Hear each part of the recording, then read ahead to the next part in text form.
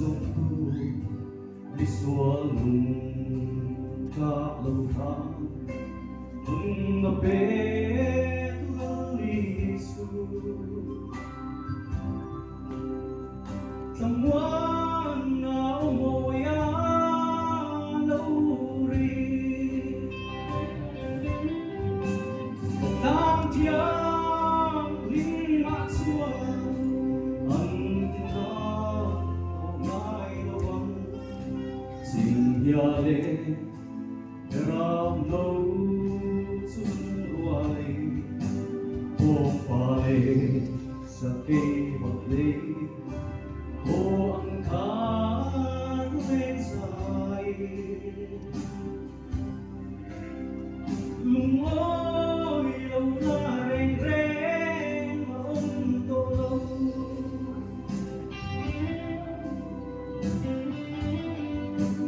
dài ôn hòa lùng lai hùng tơ giống nhau cứ hoài rong nhất là thế nào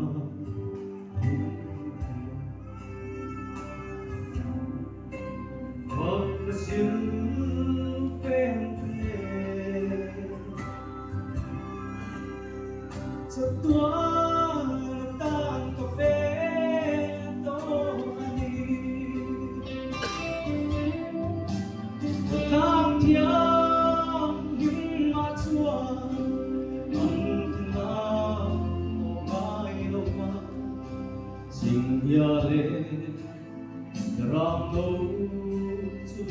hoài ô pa lệ sa cây bạc lê ô ăn khát lên dài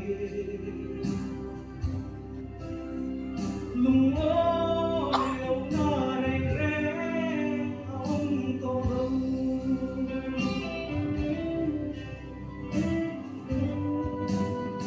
ra phụ bên ông lâu ra thế mãi lâu anh xuân hoa in đề là cánh lá răng ca gầy ram su xuôi không lê mà mong mấy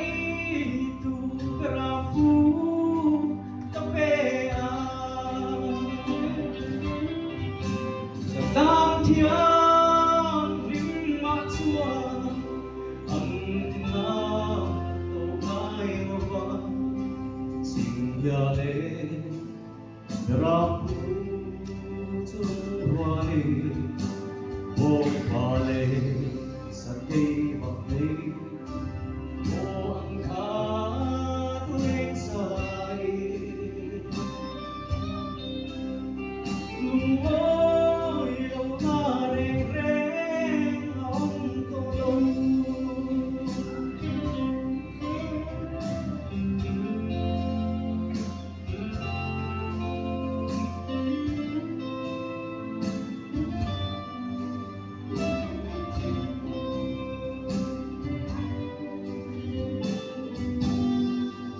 linh tu đề u tâm thiên lung sáng sông tình cần bất thiêng tam thiêng nhưng mà chẳng tin